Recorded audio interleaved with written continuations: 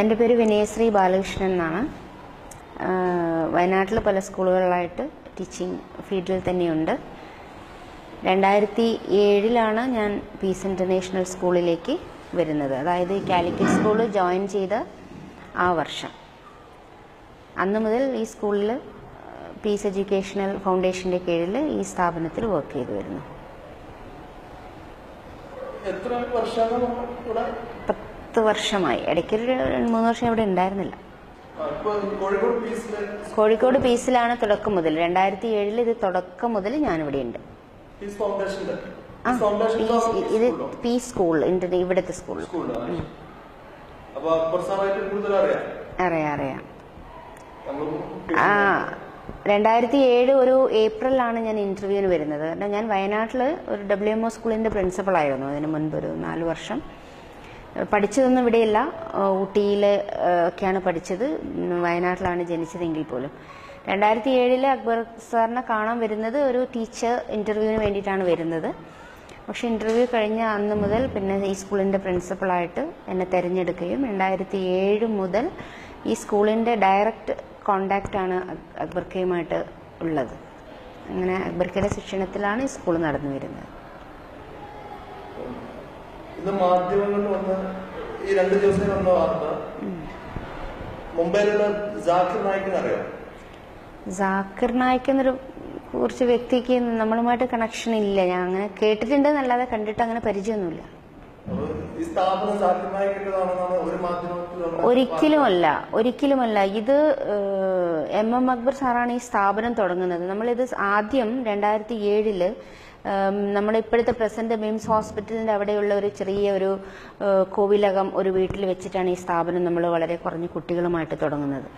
ജാക്കിർ നായിക് എന്ന വ്യക്തിയുമായിട്ടോ അല്ലെങ്കിൽ ആ സ്ഥാപനവുമായിട്ടോ ഒരു കണക്ഷനും ഇല്ല. പലരും ഈ പീസ് എന്ന പേര് കാണുമ്പോൾ അങ്ങനെ അവർക്ക് അങ്ങനെ ഒരു ചാനലിലോണ്ട് പലരും ചോദിച്ചിട്ടുണ്ട്. നമ്മൾ വളരെ വ്യക്തമായി ക്ലിയർ ചെയ്ത് പറഞ്ഞു കൊടുത്തിട്ടുണ്ട്. ജാക്കിർ നായിക് എൻ്റെ സ്കൂളുമായിട്ട് നമ്മുടെ ഈ സ്കൂളിന് യാതൊരു കണക്ഷനും ഇല്ല എന്നുള്ളത് വളരെ വ്യക്തമായിട്ട് നമ്മൾ പാരന്റ്സിന് മനസ്സിലാക്കി കൊടുത്തിട്ടുണ്ട്. ഇപ്പോ ഈ പീസിന്റെ ഇഷ്യൂ വരുന്നത് ഏകദേശം 19ഓളം പേര് പിന്നെ കേരളത്തിൽ നിന്ന് IS എന്ന് പറഞ്ഞ സംഘടന കേട്ടിട്ടുണ്ടാവും. ISലേക്ക് പോയി അവരുടെ തുടരന്വേഷണത്തിലാണ് പീസിലേക്ക് തിരിച്ചു വരുന്നതും അവരിവിടെ ജോലി ചെയ്തിരുന്നു എന്നുള്ളതൊക്കെ. പിന്നെ അതിന് മുഖ്യമായ ഒരാള് റാഷിദ് എന്നാണ് പേര്. ഇവരറിയോ? അവരെന്തായിരുന്നു ഇവിടെ പ്രചരിപ്പിച്ചിരുന്നത്? അന്ന് ഇവർക്ക് ഒരു IS ആശയമുള്ള ആളുകളായിരുന്നോ? ഇവിടെ അങ്ങനെ ചോദിച്ചാൽ ഈ അബ്ദുൾ റാഷിദ് എന്ന് പറഞ്ഞ വ്യക്തി അവരുടെ വൈഫ് മറ്റൊരു സ്കൂളിൽ സ്റ്റാഫായിരുന്നു. അങ്ങനെ ഈ വ്യക്തിക്ക് നല്ല ലാംഗ്വേജ് സ്കില്ലൊക്കെ ഉണ്ടായിരുന്നതുകൊണ്ട് നമ്മൾക്കിപ്പം കൂടുതൽ സ്കൂളുകൾ വന്നപ്പോൾ നമ്മൾക്ക് ഒരു HOD head of the department ആയിട്ട് നമ്മൾ ഇങ്ങനെ ഈ അബ്ദുൾ റാഷിദിനെ അങ്ങനെയാണ് സെലക്ട് ചെയ്യുന്നത്. പിന്നെ അങ്ങനെ ഒരു IS ബന്ധം എന്നൊക്കെ പറയുന്നത് നമ്മൾ ആദ്യമായിട്ടാണ് ഇപ്പോൾ അതിനെക്കുറിച്ച് കേൾക്കുന്നത്. ഈ സ്കൂളുകൾക്ക് അങ്ങനെ ഒരു കണക്ഷനോ അല്ലെങ്കിൽ അവർ നമ്മുടെ ടീച്ചേഴ്സുമായിട്ട് ആ രീതിയിലുള്ള ബിഹേവിയറോ പെരുമാറ്റമോ ഡിസ്കഷനോ ഒന്നും ഉണ്ടായിട്ടില്ല. ഞാനൊരു നോൺ മുസ്ലിം ആണല്ലോ. ഞാൻ ജോയിൻ ചെയ്തത് വിനയശ്രീ ബാലകൃഷ്ണൻ എന്ന പേരിലാണ്. ഞാനിന്നും വിനയശ്രീ ബാലകൃഷ്ണൻ തന്നെയാണ്. അപ്പം ഞാൻ ഹിന്ദു മതപ്രകാരം ജീവിക്കുന്ന സ്ത്രീയാണ് എന്ന് വെച്ചിട്ട് ഈ സ്ഥാപനത്തിൽ അങ്ങനെ ഒരു തീവ്രത ഏറിയ ഒരു രീതിയിലുള്ള ക്ലാസ്സുകളൊന്നും നമ്മൾ നടത്തുന്നില്ല. പക്ഷെ ഇസ്ലാമിന്റെ എറ്റിക്വേറ്റ്സ് എന്താണോ അത് മുസ്ലിം കുട്ടികൾ പഠിച്ചിരിക്കേണ്ട ഒരു കാര്യമായതുകൊണ്ട് അതിൽ വേണ്ട കാര്യങ്ങൾ അവർക്ക് അതിന്റെ മൂല്യങ്ങൾ, അതായത് വാല്യൂ എഡ്യൂക്കേഷൻ വളരെ അത്യാവശ്യമാണ്. ഒരു റിലീജിയസ് വാല്യൂസ് ഉണ്ടെങ്കിൽ അവർ ജീവിതത്തിൽ നല്ല വ്യക്തികളായി വളർന്നു വരാൻ സാധിക്കും എന്നുള്ള ഒരു വിശ്വാസത്തോടു കൂടി സ്റ്റാർട്ട് ചെയ്ത ഒരു സ്ഥാപനമാണ്. അതിൽ IS ബന്ധം എന്ന് പറയുന്ന രീതിയിലൊന്നും ഇവിടെ ഒന്നും സ്കൂളിനകത്ത് നടക്കുന്നില്ല എന്ന് എനിക്ക് വളരെ വ്യക്തമായിട്ട് സ്ട്രോങ് ആയിട്ട് പറയാൻ കഴിയും. കാരണം 2007 മുതൽ ഇതിപ്പോൾ 2017 10 വർഷത്തോളമായി ഈ MM അക്ബർ എന്ന് പറയുന്ന വ്യക്തിയുമായിട്ട് എനിക്കുള്ള ബന്ധം, കണക്ഷൻ, ഒരു ബ്രദർലി അല്ലെങ്കിൽ ഒരു നല്ല ലീഡർ എന്ന നിലയ്ക്ക് നമ്മൾ ചോദിക്കുന്ന എല്ലാ ചോദ്യങ്ങൾക്കും വളരെ മാന്യമായ രീതിയിൽ മറുപടി പറയുകയും സ്കൂളിന് വേണ്ട ഒരു അക്കാഡമിക് സ്കില്ലിന് വേണ്ട എല്ലാ തരത്തിലുള്ള സപ്പോർട്ടും ട്രെയിനിങ്സും തരുന്ന ഒരു വ്യക്തിയാണ്. പിന്നെ തീവ്രവാദത്തിനെതിരെ ഒരുപാട് എതിർപ്പ് കാണിക്കുന്ന ഒരു വ്യക്തി കൂടിയാണ്. പേഴ്സണലി അറിയാവുന്ന കാര്യമാണിത്. പീസ് സ്കൂളിൽ റെയ്ഡ് MD വിദേശത്തേക്ക് കടന്നു മാഡം എങ്ങനെയാണ് ഈ ഒരു മാധ്യമങ്ങളുടെ ഒരു ടൈറ്റിലിന് എന്താണ് മാധ്യമത്തിൽ പറയുന്നത്? ഈ പി സ്കൂളിൽ റെയ്ഡ് എന്ന് പറയുന്നത് തന്നെ വലിയൊരു അബദ്ധമാണ്. അങ്ങനെ ഒരു സംഭവം ഈ സ്കൂളിൽ നടന്നിട്ടില്ല. ഈ സ്കൂളിൽ അങ്ങനെ ഒരു സംഭവം നടന്നിട്ടില്ല, എവിടെയും നടന്നിട്ടില്ല. പിന്നെ MD വിദേശത്ത് ഒളിച്ചോടിയതൊന്നുമല്ല. MD വിദേശത്ത് അവിടെ ഖത്തറിലുണ്ട്. ഒരു 10-20 ദിവസങ്ങൾക്ക് മുൻപ് പുള്ളി ദുബായിലുള്ള ഒരു പ്രോഗ്രാമിൽ പങ്കെടുത്തിരുന്നു. അതിന്റെ വീഡിയോസ് എല്ലാം ഫേസ്ബുക്കിൽ അപ്ഡേറ്റ് ചെയ്തിട്ടുണ്ട്. ഒളിവിൽ പോയ ഒരാളുടെ വീഡിയോസ് ഫേസ്ബുക്കിൽ ഇടേണ്ട കാര്യമില്ലല്ലോ. പിന്നെ ഞങ്ങളുമായിട്ട് ഞങ്ങളുടെ സംശയങ്ങൾ ചോദിക്കുമ്പോൾ ഞങ്ങൾക്ക് ആൻസർ ചെയ്യുന്നുണ്ട്. അങ്ങനെ ഒരു ഒളിവിൽ പോകേണ്ട ഒരു ആവശ്യം അവിടെ വരുന്നില്ല. പിന്നെ റെയ്ഡ് എന്ന് പറഞ്ഞ സംഭവം നടന്നിട്ടില്ല. അതിന്റെ പേരിൽ ഇവിടെ കുറെ ചാനലുകൾ വരികയും ഇവിടെ റെയ്ഡ് നടന്നു എന്ന് ചോദിക്കുകയൊക്കെ ചെയ്തിരുന്നു. അങ്ങനെ ഇല്ല. ഒരു മാധ്യമ ധർമ്മം അവർ പുലർത്തേണ്ടതായിരുന്നു, അതവർ ചെയ്തില്ല. മുംബൈയിലെ ബുറൂജ് പബ്ലിക്കേഷന്റെ പിന്നെ ഒരു പുസ്തകമാണ് പോലീസ് പിടിച്ചു കേസെടുത്തു എന്ന് പറയുന്നതും ചെയ്തു. ഈ ബുറൂജ് പബ്ലിക്കേഷൻസിന്റെ ബുക്ക്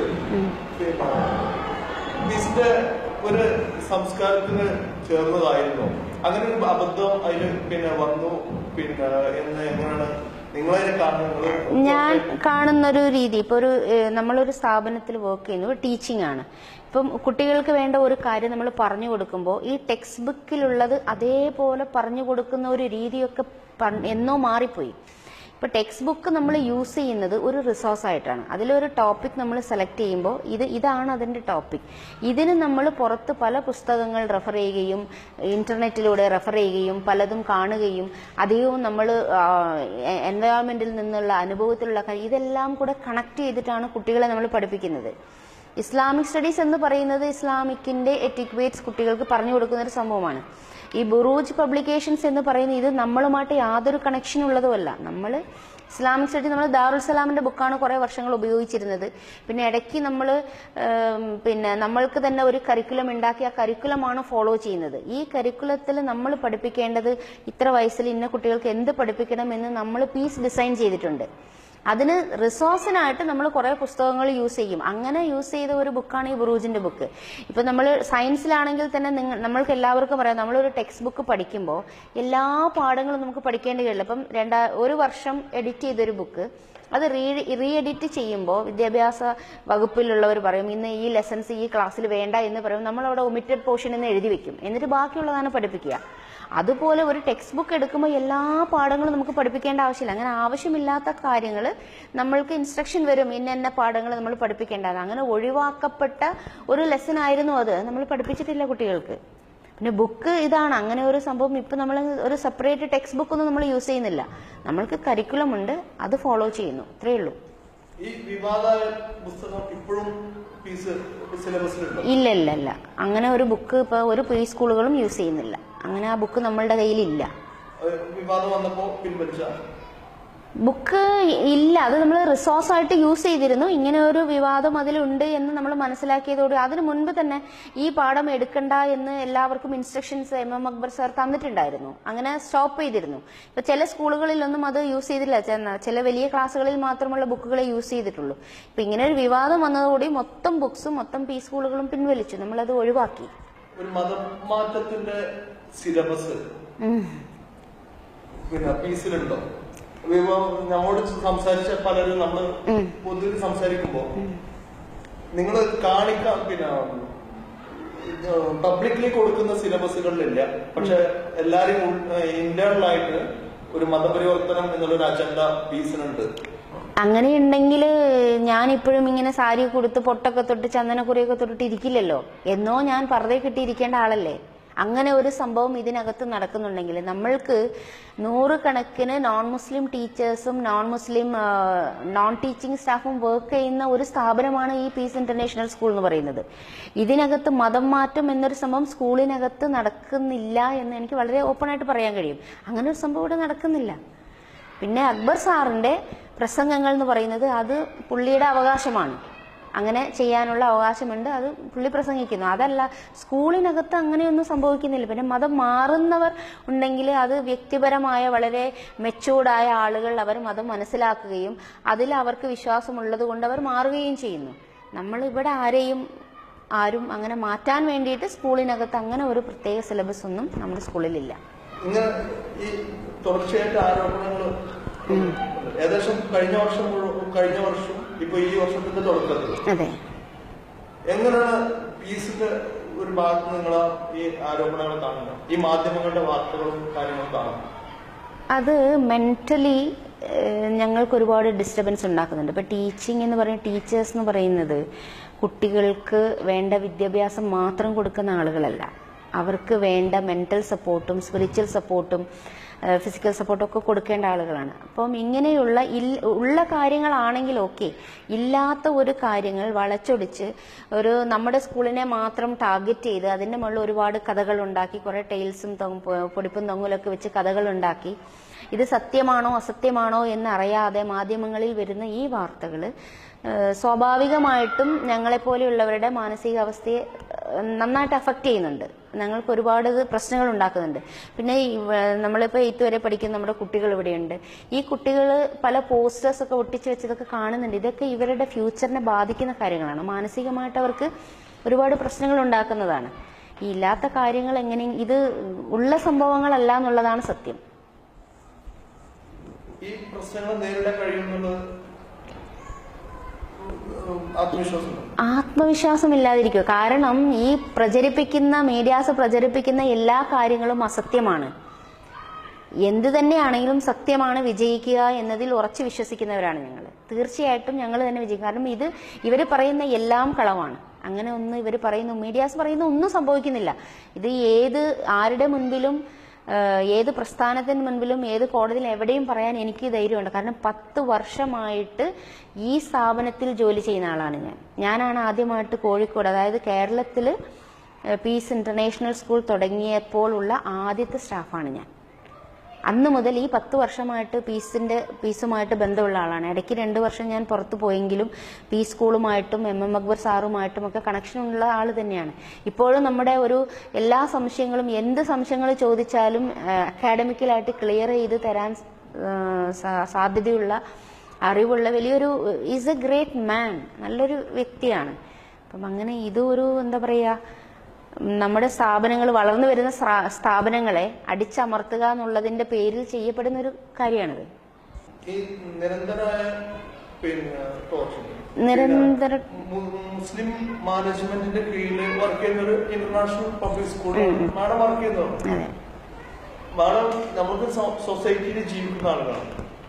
മാഡത്തിന്റെ ഹസ്ബൻഡ്, മക്കള്, ഇവരൊക്കെ ഈ വിഷയത്തിൽ മാഡത്തിനെ സപ്പോർട്ട് ചെയ്യുന്നുണ്ടോ, അതോ ഇങ്ങനത്തെ ഒരു സ്ഥാപനത്തിലേക്ക് ഇനി നിരുത്സാഹപ്പെടുത്തുന്നുണ്ടോ? ഇല്ല, ഒരിക്കലും ഇല്ല, തീർച്ചയായിട്ടും ഇല്ല.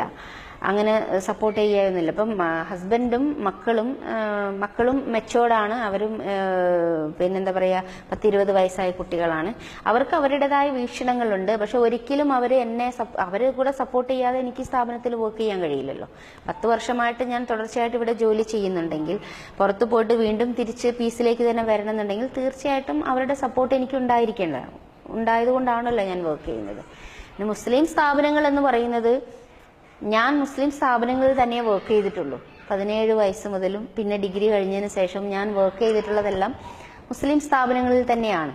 പിന്നെ മറ്റ് മുസ്ലിം സ്ഥാപനങ്ങളിൽ നിന്നും വ്യത്യസ്തമായ ഒരു സ്ഥാപനമാണ് പീസ് ഇന്റർനാഷണൽ സ്കൂൾ എന്ന് പറയുന്നത്. കാരണം സ്റ്റുഡൻസിന് മാത്രമല്ല, ടീച്ചേഴ്സിനും വേണ്ട എല്ലാ ട്രെയിനിങ്ങുകളും അവരുടെ നോളജ് അപ്ഡേറ്റ് ചെയ്യാനുള്ള, അല്ലെങ്കിൽ അവരിലുള്ള കഴിവുകൾ എന്താണോ അത് പുറത്തു കൊണ്ടുവന്ന് അത് കുട്ടികൾക്ക് യൂസ് ആവുന്ന രീതിയിൽ അവരെ നല്ല രീതിയിൽ, അതായത് ബെസ്റ്റ് ടീച്ചേഴ്സ് അല്ലെങ്കിൽ ബെസ്റ്റ് ലീഡേഴ്സ് ആക്കി മാറ്റാൻ വേണ്ട എല്ലാ സംവിധാനങ്ങളും ചെയ്തു തരുന്ന ഒരു സ്ഥാപനമാണ് പീസ് ഇന്റർനാഷണൽ സ്കൂൾസ്. ഇതൊന്നും ഞാൻ വെറുതെ പറയുന്നതല്ല, ഞാൻ അനുഭവത്തിൽ പഠിച്ച് വലുത്. ഇപ്പം ഞാൻ നല്ലൊരു ട്രെയിനർ കൂടിയാണ്. പാരൻസിന് ട്രെയിനിങ് കൊടുക്കുന്നു, ടീച്ചേഴ്സിന് ട്രെയിനിങ് കൊടുക്കുന്നു. ഇതെല്ലാം ഞാൻ പഠിച്ചത് ഈ MM അക്ബറിന്റെ അടുത്ത് നിന്നാണ്. ഇപ്പൊ ഈ ഇഷ്യൂസും വാർത്തകളും ഒക്കെ ഒരു പൊതുസമൂഹത്തിന് മുമ്പിലാണ്. പീസിന്റെ ഭാഗത്തുനിന്ന് പബ്ലിക് ജനങ്ങളോട് മാഡത്തിന് എന്താണ് പറയാനുള്ളത്? ജനങ്ങളോട് പറയാനുള്ളത്, ഇത് ഒരു നല്ല സ്ഥാപനമാണ്. ഒത്തിരി കുട്ടികളും നാളെ വലിയ ലീഡേഴ്സ് ആകാൻ പോകുന്ന ഒത്തിരി കുട്ടികളും, ഒരുപാട് പേര് ജോലി ചെയ്യുന്ന നോൺ മുസ്ലിംസ് എന്നോ മുസ്ലിംസ് എന്നോ വേർതിരിവില്ലാതെ ഒരു കൂട്ടായ്മയായി, ഒരു ഫാമിലിയായി, പീസ് ഫാമിലി എന്നാണ് ഞങ്ങൾ ഈ സ്ഥാപനത്തെ പറയുന്നത്. പീസ് സ്കൂൾ എന്നല്ല, പീസ് ഫാമിലി എന്നാണ് പറയാറുള്ളത്. ആ ഫാമിലിയിൽ ജോലി ചെയ്യുന്ന ഒത്തിരി ആളുകളുണ്ട്. എല്ലാവരും മനസ്സിലാക്കി ജീവിക്കുന്ന ഒരു ഫാമിലിയാണിത്, ഒരു കുടുംബമാണിത്. ഇതിനകത്ത് നടക്കാത്ത, ഇതിനകത്ത് ഇല്ലാത്ത കുറേ കാര്യങ്ങൾ വളച്ചൊടിച്ച് മാധ്യമങ്ങൾ പറയുന്നതൊന്നും സത്യമല്ല, അതെല്ലാം അസത്യമാണ്. അതുകൊണ്ട് ജനങ്ങളോട് എനിക്ക് റിക്വസ്റ്റ് ചെയ്യാനുള്ളത്, ഞങ്ങളെ മനസ്സിലാക്കണം, ഞങ്ങളുടെ സ്ഥാപനത്തിൽ ഞങ്ങൾ എന്ത് ചെയ്യുന്നു എന്നുള്ളത് മനസ്സിലാക്കി ഞങ്ങളെ സപ്പോർട്ട് ചെയ്യണം. ഈ സ്ഥാപനങ്ങൾ വളർന്നു വരാനും ഇതിൽ പഠിക്കുന്ന കുട്ടികളെല്ലാവരും തന്നെ വേൾഡ് ക്ലാസ് ലീഡേഴ്സ് ആവാനും വേണ്ട എല്ലാം ഞങ്ങൾ ചെയ്യുന്ന പോലെ ഞങ്ങളുടെ കൂടെ നിൽക്കണം എന്നാണ് പറയാനുള്ളത്.